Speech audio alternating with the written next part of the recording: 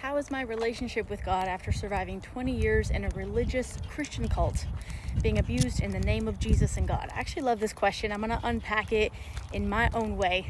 I think this will help anyone who's trying to heal from religious trauma, but also to define it. So first of all, healing involves separating the people who misrepresented God from the thing. So I understand, I'm mature and healed enough to understand it wasn't Jesus and God in the Bible abusing 25,000 children in this cult I was born and raised in, right? That being said, there's not a lot of great examples these days of Christians. So it was hard for me for a while to separate religion from spirituality, or what I mean by that is a direct connection to the divine, to the higher power, to God, right? The other thing was defining, what does God mean? What does God mean to you? Because when a lot of people reject God, they're actually rejecting religion. And religion is a man-made construct. I could make a case that it's actually just a business where there's a middleman who collects a toll. But religion is not the same thing as having an actual connection with the divine, with God. The way I've reframed this for people that are not religious, who are like, I reject God, I'm like, well, what is God?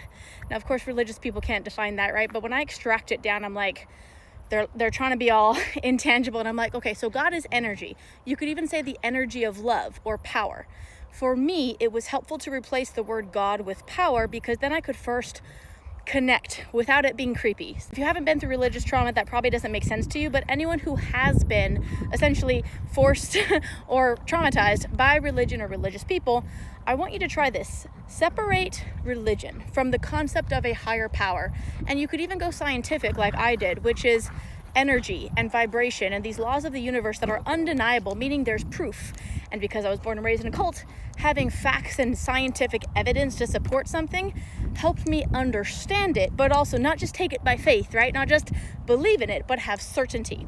Ooh, I have a lot to say here, but there's a difference between belief and certainty. Belief is, I don't believe it'll rain tomorrow. Certainty is, I am certain it is not raining right now. There's a difference, right?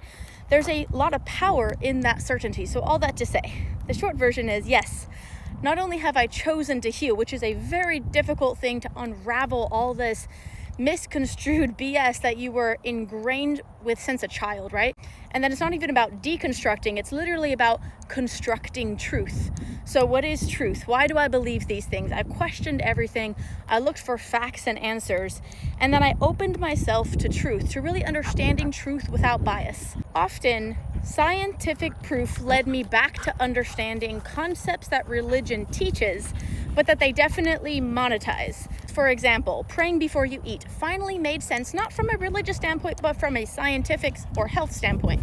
It's better for digestion, to relax, to feel gratitude.